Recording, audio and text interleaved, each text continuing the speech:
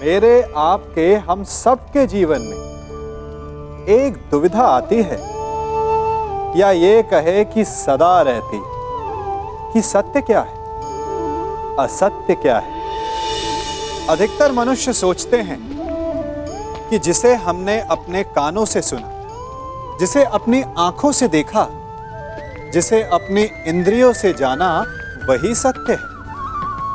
क्या सच में यही सत्य है? ये भी तो हो सकता है कि जिसे हमने देखा, सुना, जाना, वो असत्य का प्ररूप हो। विचित्र पहेली है ना? तो क्या मन में जो है वो सत्य है? नहीं, चूंकि मन तो कल्पना को भी सत्य मान लेता है। तो सत्य है क्या? सोचिए, सत्य वो नहीं जिसमें हमारा हानि लाभ छिपा हो। सत्य वो नहीं जिसे तोड़ा मरोड़ा जा सके। सत्य वो है जिसमें जीव मात्र का कल्याण छिपा हो। सत्य वो है जिसमें कटाक्ष ना हो, प्रेम हो। सत्य वो है जिसमें स्वागत हो। जिस प्रकार शरबत कभी कड़वा नहीं हो सकता, उसी प्रकार सत्य भी तीखा, कटु या चोट पहुंचाने वाला नहीं हो सकता। इसी नाते कभी कभी असत्य भी सत्य का ही एक रूप होता है। जिनका तुम दमन करना चाहते थे, उन्हें क्यों छोड़ दिए? प्रतिज्ञा ली थी कि युद्ध में आपके पुत्रों को पराजित करूंगा, इसलिए जाने दिया। परंतु एक वचन भी है कि आपके पुत्र 1 वर्ष का अज्ञातवास अवश्य पूर्ण करेंगे।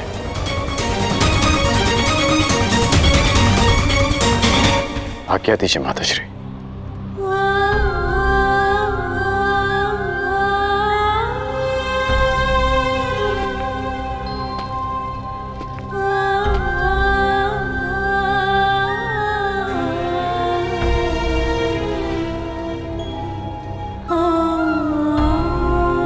कदाचित मैं तुम्हें बता सकती पुत्र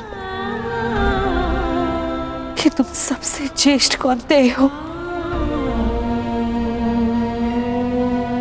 हे भगवान, एक वरदान को क्यों मेरे लिए अभिशाप बना डाला तूने?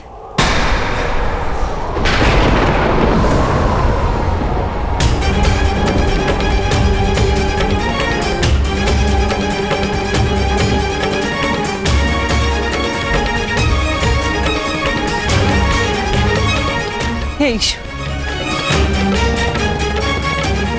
अब कौन सा संकट आने वाला है मेरे पुत्रों पर?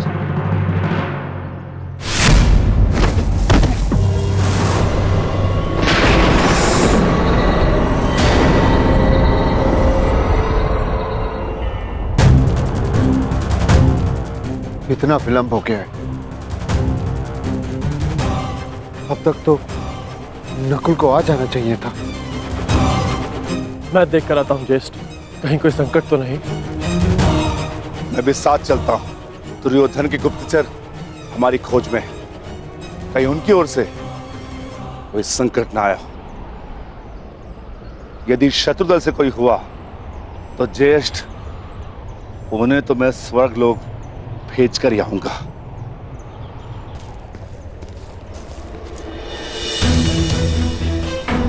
नकुल! नकुल! नकुल! नकुल! भ्राता भीम! नकुल! नकुल! नकुल! नकुल! नकुल! नकुल! उठ जा। नकुल! देखिए ना भ्राता भीम, क्या हुआ है नकुल को? ये कुछ बोल क्यों नहीं रहा? नकुल! नकुल उठ जा। नकुल!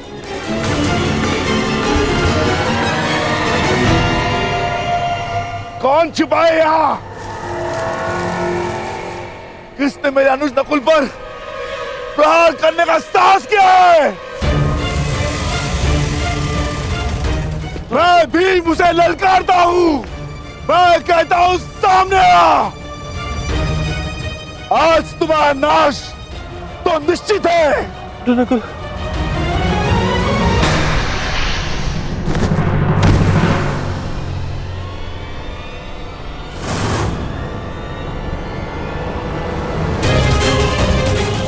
अरे ये क्या हो गया? अरे उठो नकुल, अरे उठो। अरे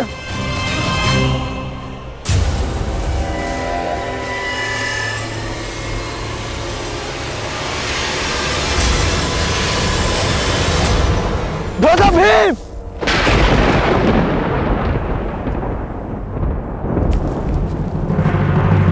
दादा भीम! दादा भीम!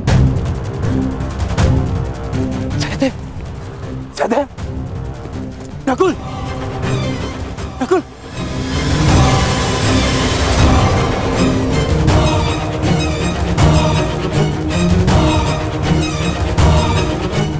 जो महाबली भीम को गिरा सके वो किसी सामान्य मनुष्य की वश की बात नहीं। तुम अवश्य कोई मायावी हो, तुम जो भी हो, यक्ष, किन्नर, गंधर्व, मायावी, पिशाच, प्रेत, मेरे समक्ष प्रस्तुत हो और मेरे भाइयों को जीवित करो, अन्यथा अपने प्राण देने के लिए तत्पर हो जाओ।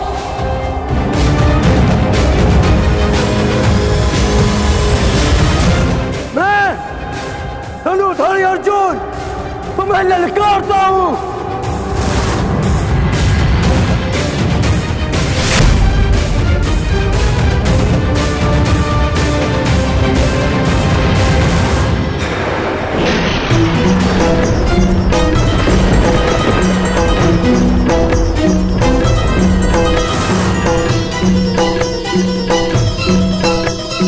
पांचाली,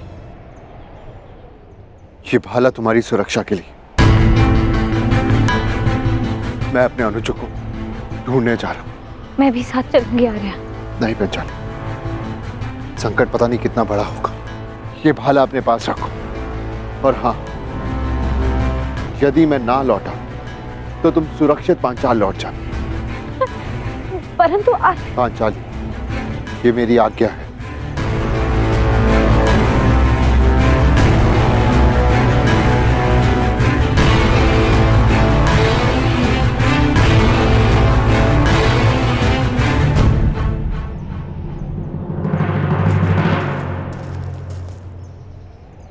नकुल, भीम, सहदेव,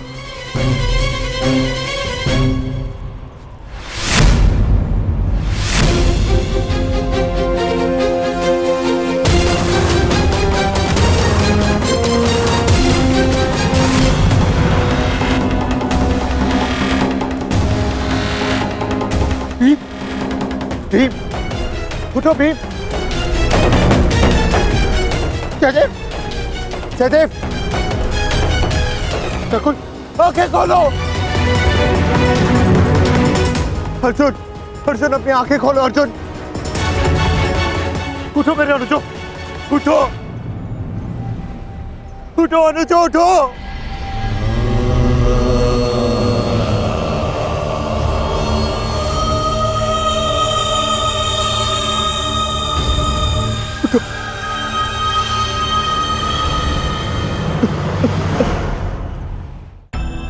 कैसा ज्येष्ठ, कैसा ज्येष्ठ। युद्ध में हारे जाने के पश्चात भी जिन्होंने मुझ पर अपना विश्वास नहीं हारा, उनकी सुरक्षा मैं कैसे नहीं कर सका। क्या उत्तर दूंगा, क्या उत्तर दूंगा मैं माता कुंती को, क्या उत्तर दूंगा मैं पांचाली को, क्या उत्तर दूंगा मैं उन्हें।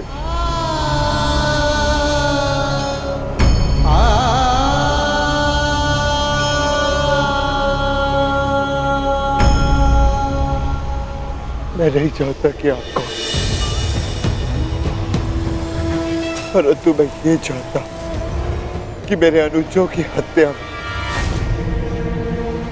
आपका हाथ अवश्य, आप अदृश्य अवश्य है, परंतु मैं ये जानता हूं कि आप मुझे सुन और देख अवश्य सकते हैं।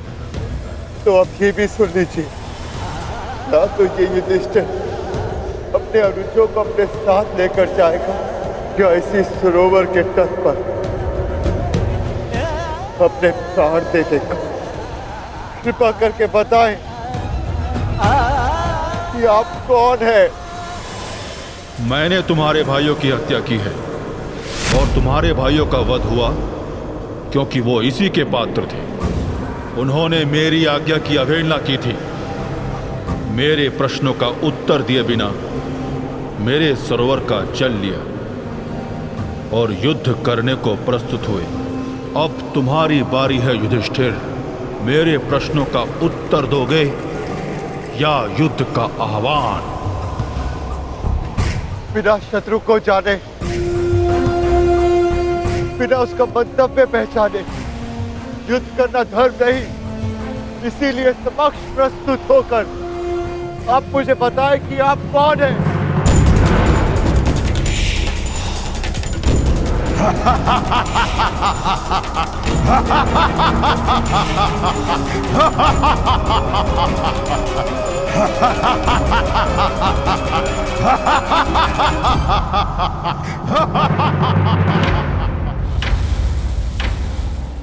मैं यक्ष नायक हूं और ये सरोवर मेरा है। पंच तत्वों पर केवल परमेश्वर का अधिकार है, तो फिर इस जलाशय के जल का उपयोग करने से आप किसी को कैसे रोक सकते हैं? ऐसे कैसे किसी के प्राण ले सकते हैं आप? उत्तर दीजिए। मैं व्यर्थ विवाद नहीं करता हूं युधिष्ठिर। धर्मराज हो, इतना तो समझते हो ना कि बिना किसी की अनुमति लिए किसी की वस्तु का प्रयोग करना चोरी है और मैंने चोरों को दंड दिया है। परंतु तुमने यहां आकर ना मेरी संपत्ति पर दृष्टि डाली और ना मुझे युद्ध के लिए ललकारा। अभी तो तुमने मेरा आह्वान किया, इसलिए मैं तुम्हें एक अवसर देता हूं। मुझे मेरे प्रश्नों का उत्तर दो और मैं तुम्हारे एक भाई को जीवित कर दूंगा। बोलो, स्वीकार है?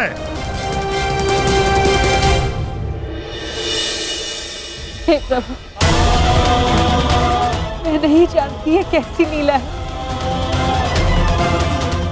परंतु इस मां की परीक्षा मत लो। मेरे पुत्रों की रक्षा करो प्रभु, मेरे पुत्रों के। अपने भाइयों के पश्चात मुझे अपने जीवन का कोई मोह नहीं है महोदय।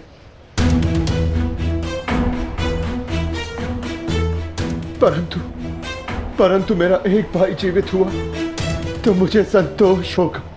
तो ठीक है, मेरा पहला प्रश्न, मनुष्य का सबसे बड़ा धर्म क्या है? मनुष्य का सबसे बड़ा धर्म अपना लक्ष्य पूरा करना है। और उसका लक्ष्य क्या है? अपना कर्तव्य पूरा करना। मनुष्य में कितने वर्ण हैं और प्रत्येक वर्ण का कर्तव्य क्या है? मनुष्य में 4 वर्ण हैं, ब्राह्मण, क्षत्रिय, वैश्य, शूद्र। ब्राह्मणों का कर्तव्य है केवल वेद पाठ करना ही नहीं, बल्कि धर्म को जनमानव में बसाना भी है।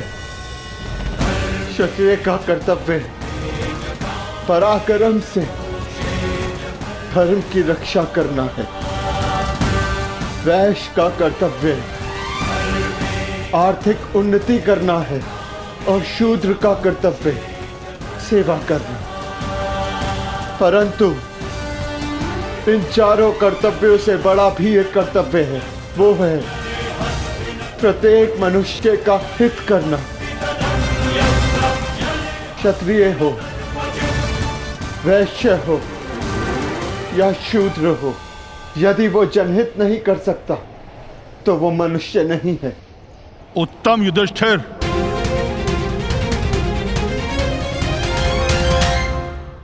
अब ये बताओ कि जल से पतला कौन है? जल से पतला ज्ञान है, जिसकी धारा अज्ञान की चट्टान को काट कर बहती है। भूमि से अधिक सहनशील कौन है? माता भूमि से अधिक सहनशील होती है। और आकाश से ऊंचा कौन है? आकाश से ऊंचा स्थान पिता का है। वायु से अधिक गति किसकी है? और भूसे के तिनकों से अधिक संख्या किसकी है?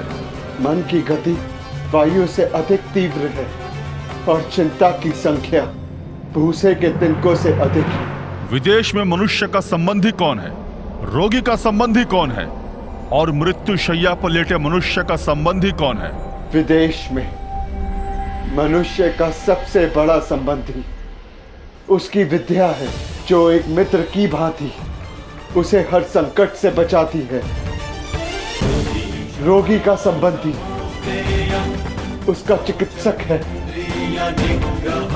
जो पत्नी और माता की भांति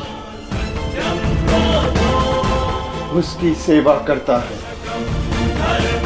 और मरने वाले का संबंधी केवल धर्म और दान है, उसके सत्कर्म है, जो मरने के पश्चात उसके साथ जाते हैं। क्या है जिसके नाश से मनुष्य सबका प्रिय बन जाता है? क्या है जिसके नाश से मनुष्य सुखी हो जाता है? और कौन सा शत्रु है जो मनुष्य का नाश करता है? अहंकार के नाश से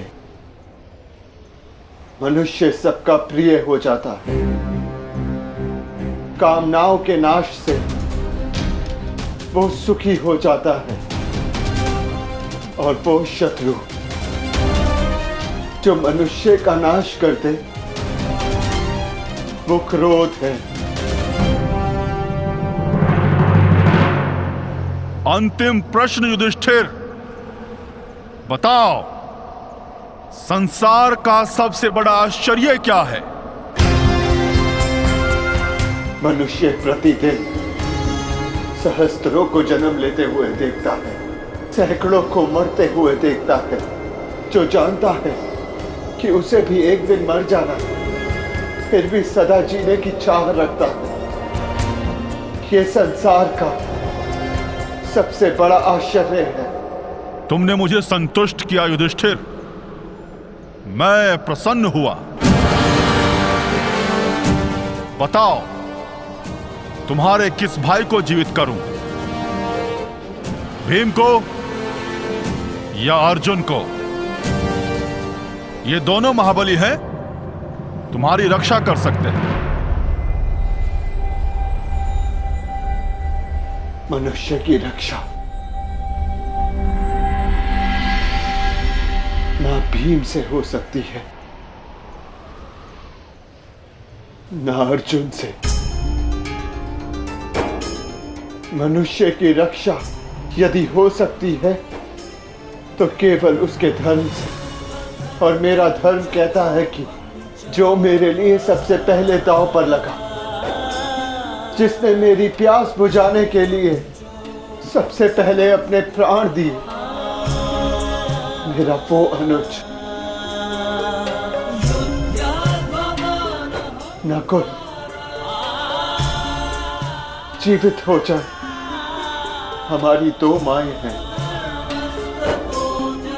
एक माता कुंती का पुत्र मैं जीवित हूं और दूसरी माता मादरी का पुत्र नकुल जीवित रहे। अति उत्तम युधिष्ठिर, जो विपत्ति में भी न्याय और धर्म का साथ नहीं छोड़े वही सफल होता है। तुम अपनी परीक्षा में सफल हुए।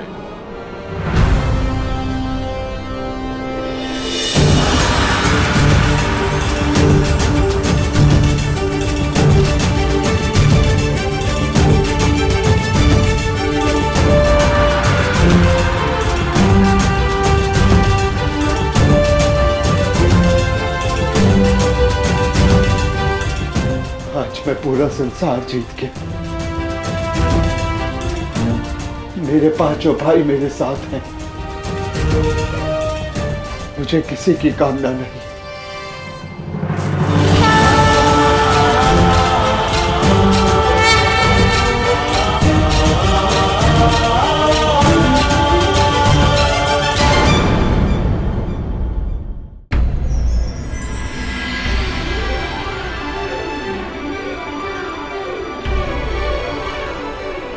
मैं धर्मराज हूं युधिष्ठिर, तुम्हारा पिता।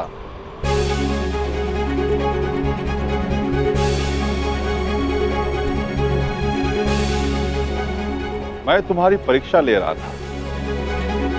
मैं जानना चाहता था कि होने वाले महायुद्ध में क्या तुम न्याय कर पाओगे, और मुझे विश्वास हो गया कि तुम सदा न्याय और धर्म की स्थापना करोगे।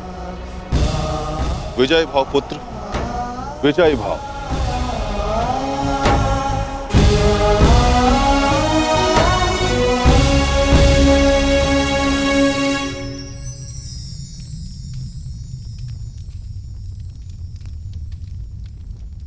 मेरे सभी पुत्र अब सुरक्षित हैं।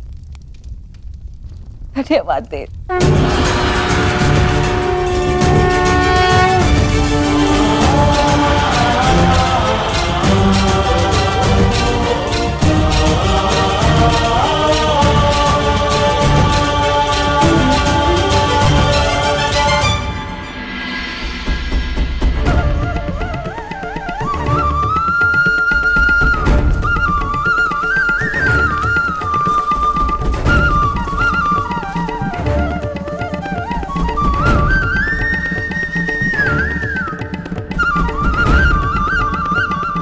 प्रणिपात वासुदेव।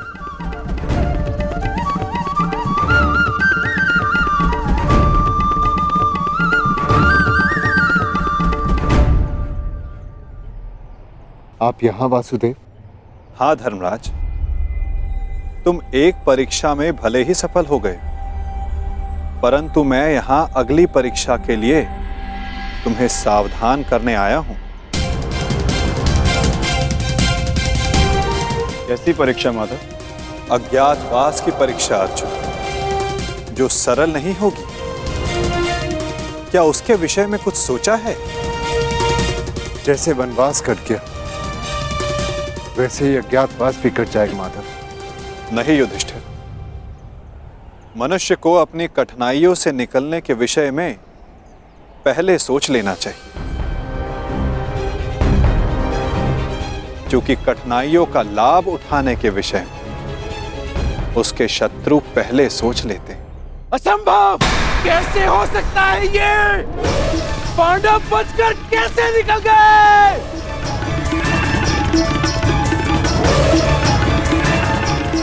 दिग्विजय प्राप्त कर ली, चारों दिशाएं जीत ली, परंतु हर बार पांडवों से क्यों हार जाते हो तुम? इतने सैनिक साथ थे, शकुनी तुम भी थे, फिर कैसे असफल हुए? कैसे?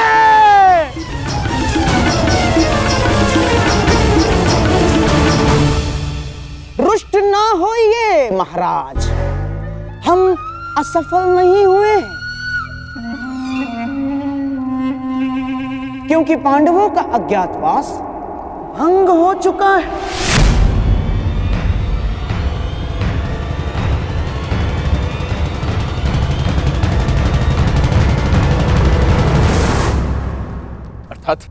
अर्थात ये महाराज कि अंगराज कर्ण ने पांडवों को अज्ञातवास में देखा था।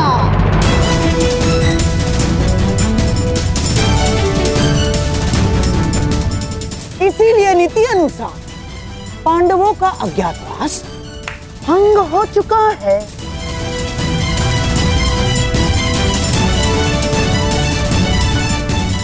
है ना कर्ण?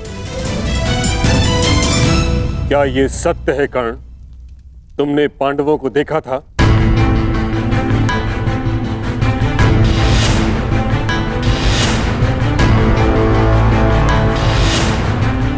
जानता हूं पुत्र, तुमने अवश्य पांडवों को देखा है, परंतु अब समय है कि उनके विरुद्ध एक और अधर्म को होने से रोका जा सके। उत्तर दो कर्ण, क्या तुमने पांडवों को देखा था? जी, देखा था।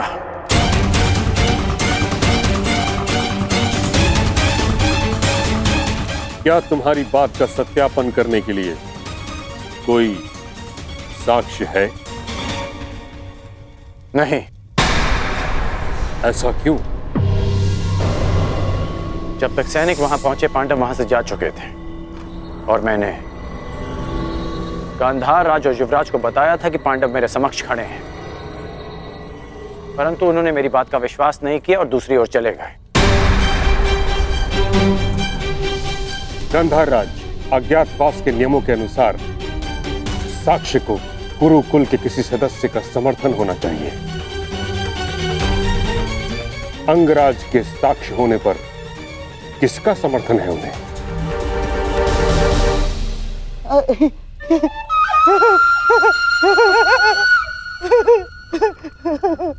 अंगराज कर्ण की बात पर कौन अविश्वास कर सकता है महामहिम? और उनके साक्ष्य होने पर स्वयं कुरुवंश के सम्राट दुर्योधन का समर्थन भी है, हैं? हाँ, मुझे अपने मित्र कर्ण के ऊपर पूर्ण विश्वास है।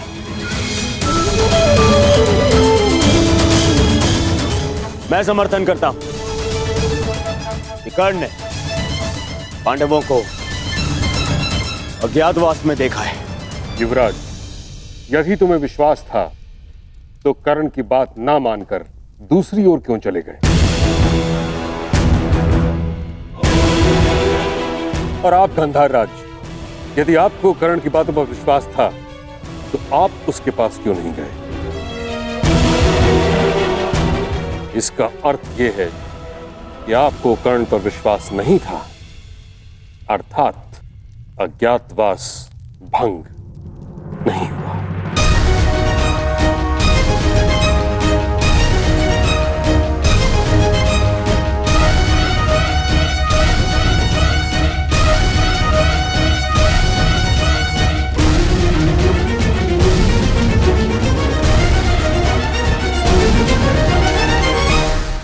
परंतु प्रश्न ये उठता है ताच्छरी कि अब किया क्या जाए?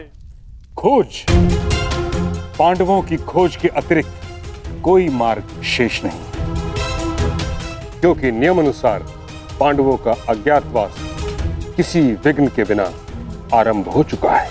अज्ञातवास में जाने का समय हो गया है, परंतु तुम सबके शस्त्रों को देखकर कोई भी तुम्हें पहचान लेगा। भीम की गदा, अर्जुन का गांडीव और तुम सबके अस्त्रों और शस्त्रों को देखकर तुम्हें कोई भी पहचान सकता है।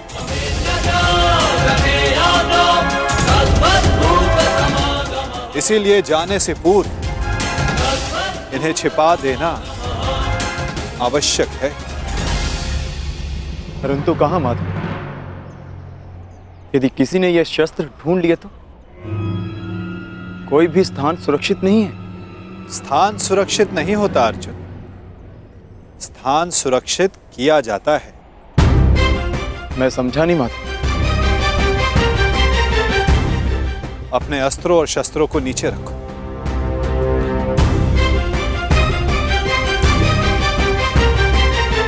सखी, इस वृक्ष के पीछे श्वेत वस्त्र रखे हैं, उन्हें यहां लेकर आ जाओ। जी।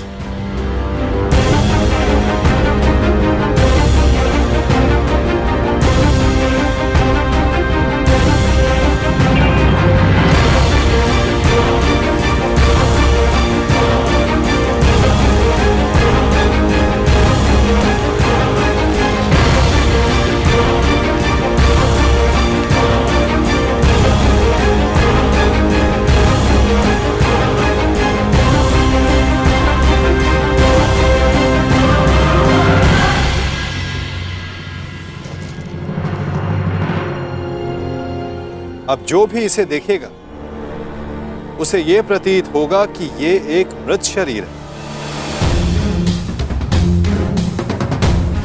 कुछ लोग भय के कारण तो कुछ लोग घृणा के कारण यहां नहीं आएंगे।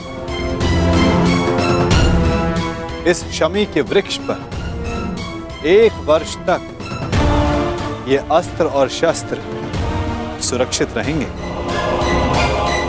परंतु अब सबसे महत्वपूर्ण प्रश्न ये खड़ा होता है कि अज्ञातवास में जाओगे कहां?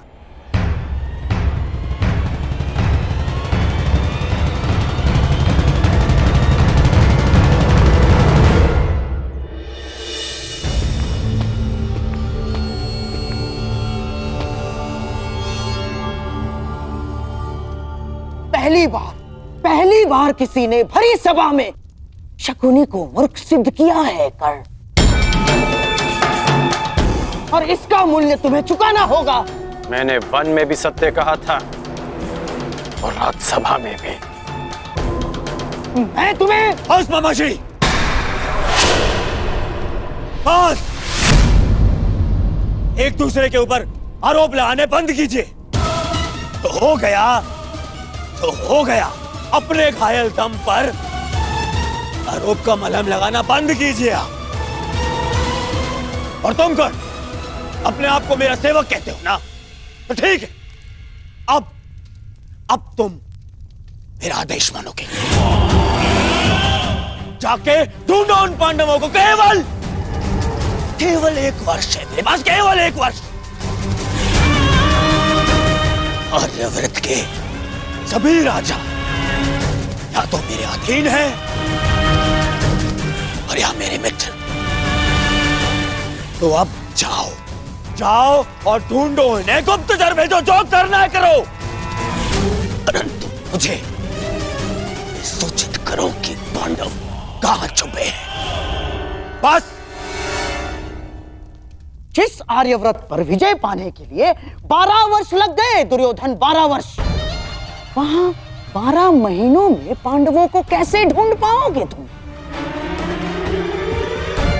अब हमें ये कार्य शक्ति से नहीं, युक्ति से करना होगा दुर्योधन। लीजिए, ये नई युक्ति आई, अर्थात मामाश्री, अर्थात पांडव किसी भी परिस्थिति में हमारे मित्र राष्ट्रों में नहीं जाएंगे ना। वो वहां जाएंगे जिन्होंने हमारी अधीनता स्वीकार तो कर ली है, परंतु जो मन से पांडवों के पक्ष में है। मन से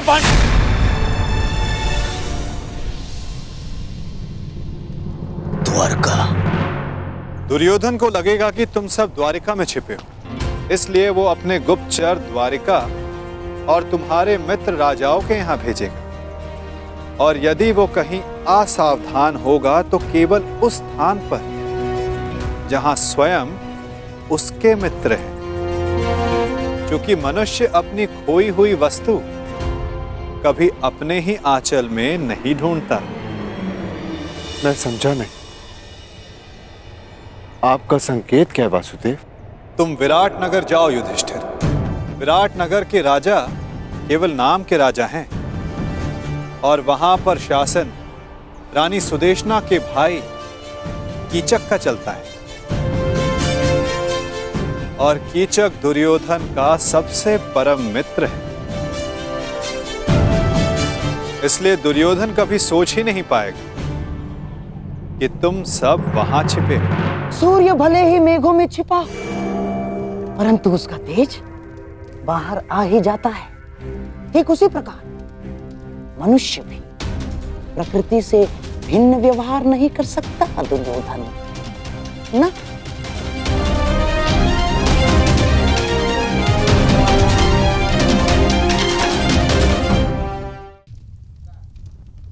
युधिष्ठिर धर्मराज है, इसलिए कहीं उपदेशक या मंत्री बना बैठा होगा। इस बार तुम्हें अपनी प्रकृति से भिन्न व्यवहार करना होगा युधिष्ठिर। तुम कंक के नाम से राजा विराट से मिलोगे और तुम वो कार्य करोगे जो तुम जीवन में कभी नहीं करना चाहते। तुम राजा विराट के साथ चौसर खेलोगे।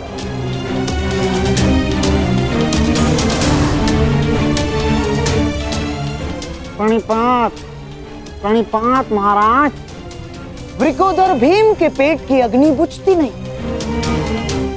इसीलिए वो कहीं मिष्ठान के प्रतिष्ठान पर होगा।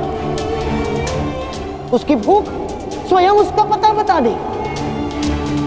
तुम्हें अपनी भूख पर नियंत्रण रखना होगा भीम। तुम वल्लभ बनकर विराट की भोजनशाला में काम करोगे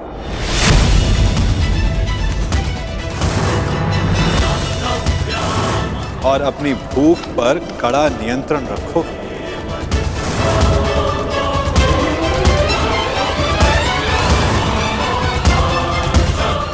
और अर्जुन, उस महाधनुर्धर का पौरुष कहां छिप सकता है ना? वो कहीं होगा सैनिक के वेश में अपना पौरुषत्व दिखाएगा। और तुम पार्थ, समय आ गया कि उर्वशी से मिले श्राप को वरदान सिद्ध करने का। तुम्हें 1 वर्ष के लिए अपने पौरुष को त्यागना होगा। नपुंसक बृहन्नल्ला बनकर तुम राजा विराट की संगीतशाला में कार्य करो।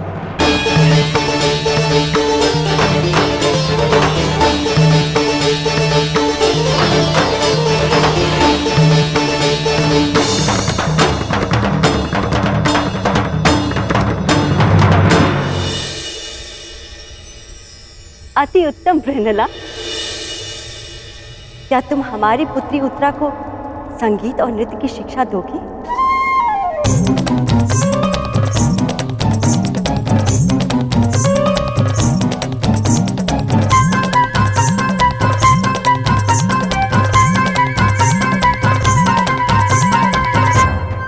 अवश्य महारानी, मैं आपकी अपेक्षाओं पर खरी उतरूंगी।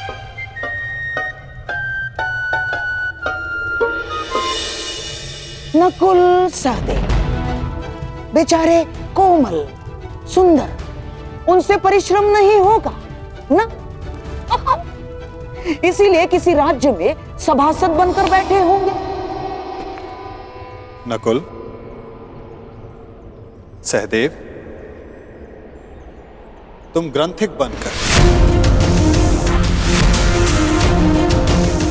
और तुम तंतिपाल बनकर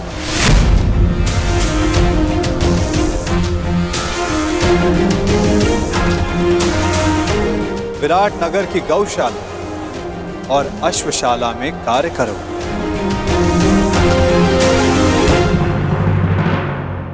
और सबसे अधिक वो पांचाली, उसका तेज, उसकी आंखों की ज्वाला कहां किसी से छिप सकती है दुर्योधन? और तुम सखी, तुम्हें अपना दर्प छिपाने के लिए सबके समक्ष घूंघट में रहना होगा। दासी सैरंधरी बन, जिसके पति गंधर्व, तुम रानी सुदेशना की रूप सज्जा का कार्य संभालो।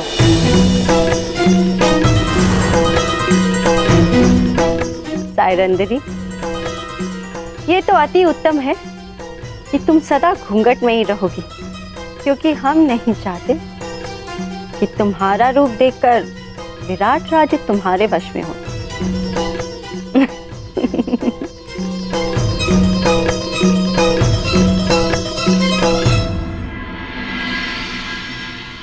यदि मेरे सिखाए मार्ग पर चलोगे तो पांडवों को ढूंढना कठिन कार्य नहीं होगा।